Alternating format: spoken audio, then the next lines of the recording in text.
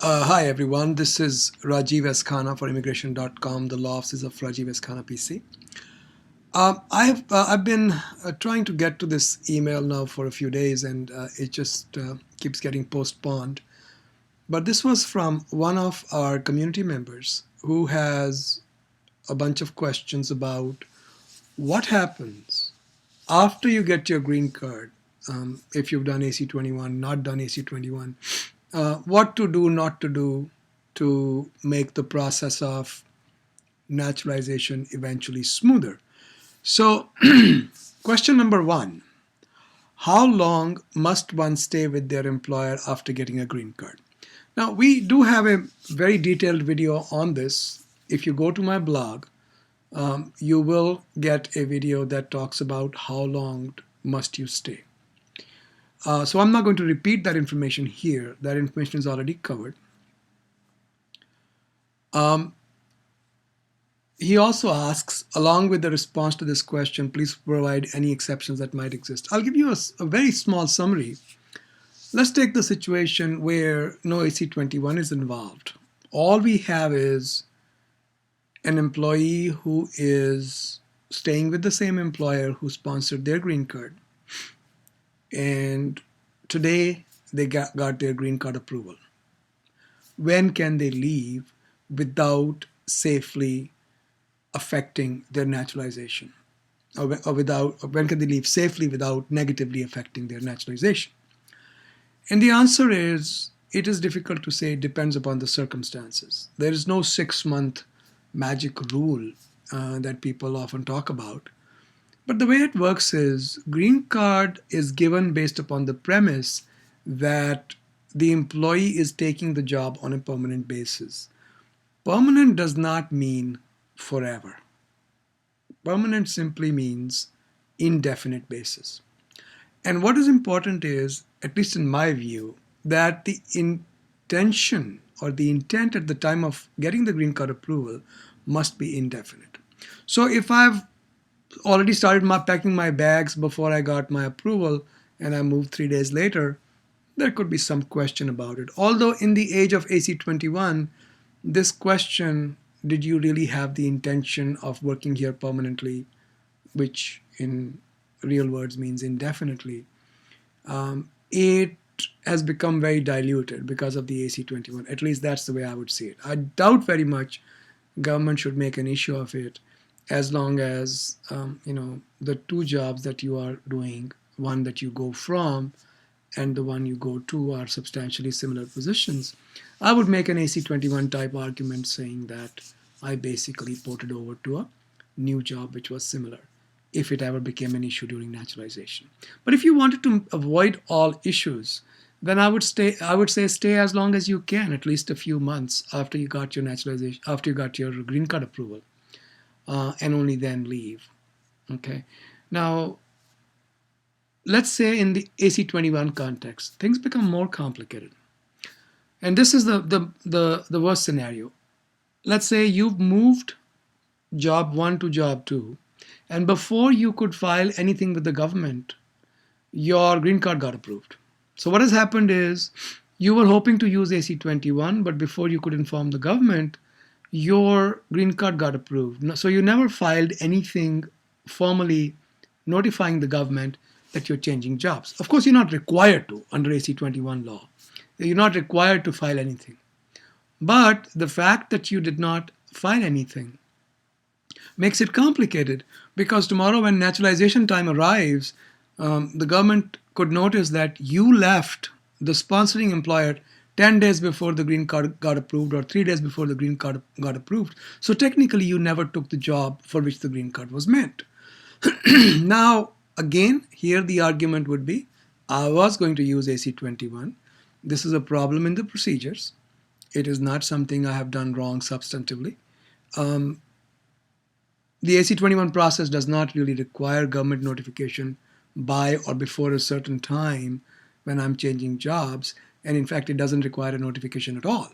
So how can you hold me responsible for something for which I'm not even required to inform the government? So what should you do? Just make sure you have some documentation that shows that the job that you moved to was substantially similar to the job that you were moving from, I would strongly recommend getting a lawyer involved. Okay, and keep that documentation for the next several years. If it becomes an issue during naturalization, you can provide the documentation and make the AC-21 argument. Okay, so the situation where you were doing AC-21 and the situation where you are doing basically a job after getting the green card approval are the same, except where the green card gets approved while you're still in the process of thinking of filing an AC-21 letter. Otherwise, if you change jobs, okay, let's say you went from job 1 to job 2, and you filed a notification with the government, and then 10 days later the green card got approved. Now you're in the same situation probably, as the guy who stayed at the same job and did not move jobs. So number 2 question is there any documentation that one must acquire from his employer at the time of exit? One point I want to make. What if you want to work and the employer says, I don't have a job for you? I think in those circumstances, it's a good idea to have some kind of a termination letter and some kind of an email or an acknowledgement in the letter that we understand from the employer that says, we understand that you are agreeable to continuing to work for us on an indefinite basis. However, because of XYZ circumstances or business circumstances, we can no longer offer you this job. I think that would protect you to a reasonable extent. There are cases that I have seen. A few years ago, I did some research on this issue, where there are not a whole lot of cases, but there were some cases where government tried to take somebody's green card, and court said, well, if the employee is willing and the employer is not, what can you do? We should let them keep their green card. Okay. So documentation in cases where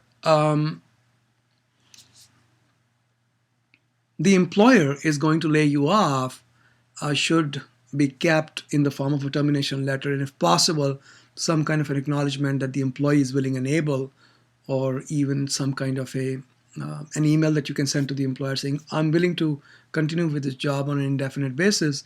I was hoping it'll be a permanent job, but I understand that you don't have it any longer.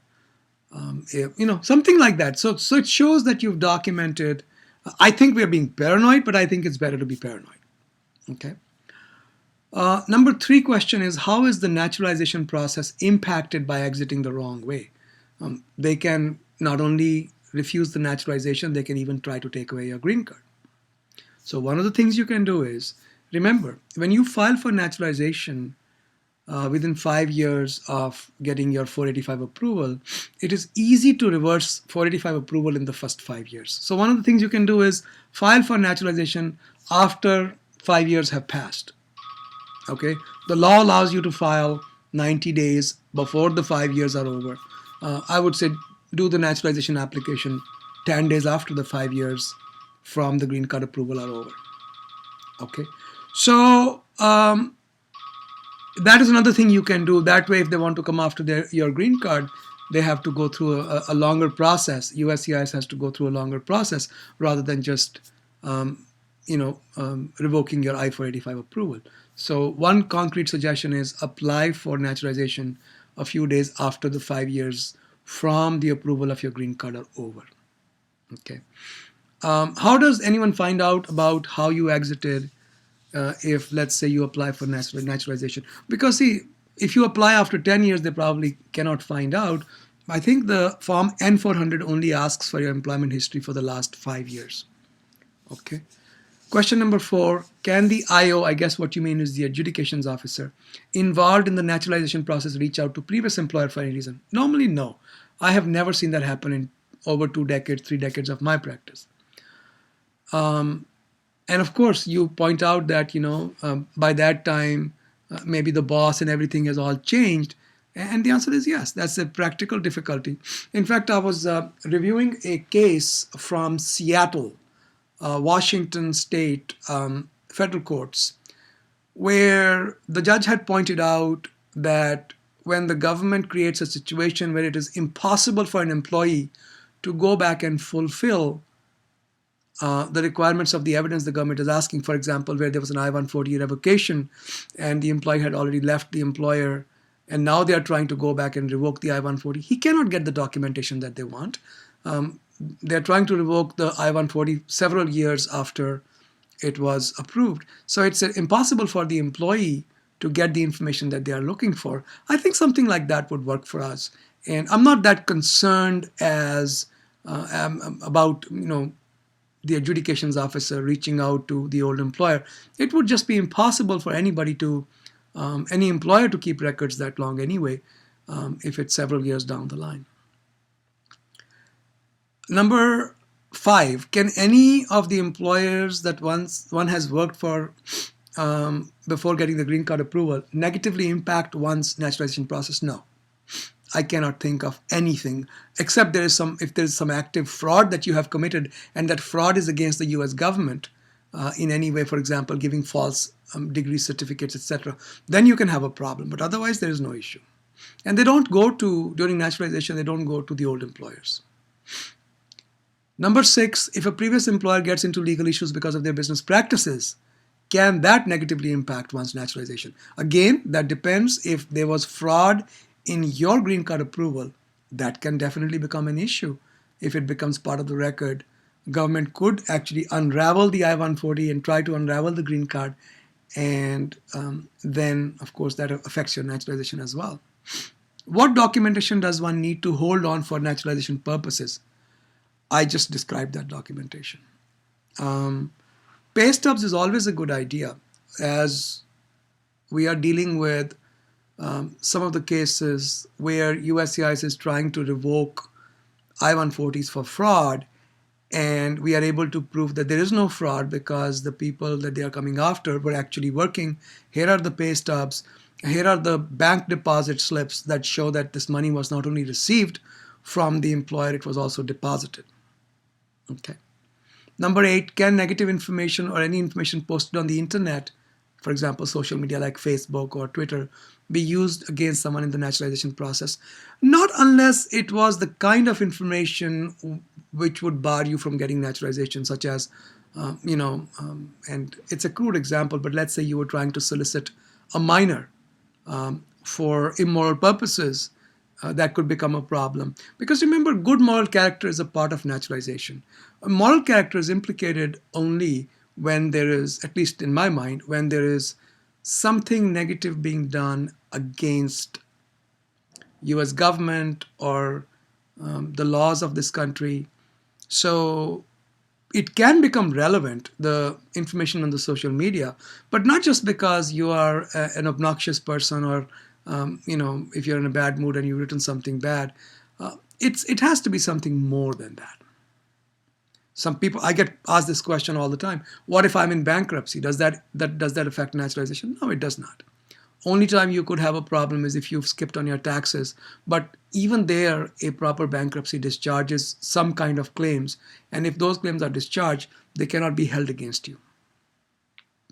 Can a disgruntled employer or colleague negatively impact? Again, unless you've committed fraud, I don't see why. General wisdom on what not to do after getting one green card, or what to do before you get citizenship. Just make sure you file the AR-11. Try not to get arrested. Lead a good life. Other than that, I have nothing else to recommend. And most of our clients, when they get their green card, not most, but all our clients get from us a list of things, and they should be doing. Filing AR-11 is one of them. That's important. Within 10 days of moving address from one place to another, you should file an AR-11 with the government. And you can do it online. It's easy enough to do. Okay. Sorry about being a little late on this. I hope this helps people. Good luck, guys.